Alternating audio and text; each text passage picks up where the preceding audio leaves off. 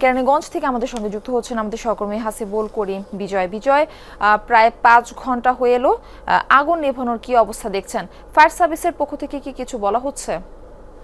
Murphy, এখন পর্যন্ত unit বাড়তে বাড়তে কিন্তু 14টি ইউনিট হয়েছে।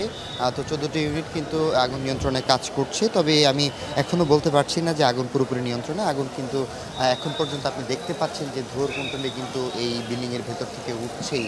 এটি মূলত একটি 12তলা ভবন। এই ভবনের নিচতলা আন্ডারগ্রাউন্ড এবং দোতলা, এই দুইটি জায়গায় আসলে এই আগুনের যে সূত্রপাত সেটি হয়। এটি মূলত একটি জোটের গোডাউন। সেই জোটের গোডাউনে কিন্তু এই আগুনের সূত্রপাতটি ঘটে। তবে কী থেকে আসলে আগুন লেগেছে সেটি কিন্তু এখন পর্যন্ত ফায়ার সার্ভিস নিশ্চিত করতে পারেনি। তবে আমি একটু জানিয়ে রাখতে চাই যে এখানকার দক্ষিণ কেরানীগঞ্জ উপজেলা নির্বাহী কর্মকর্তা ওমর ফারুক তিনি জানিয়েছেন যে ভবনের অনুমোদন আছে কিনা সেটি খতিয়ে দেখা হচ্ছে এবং 5 সদস্য বিশিষ্ট একটি তদন্ত কমিটি গঠন করা হয়েছে।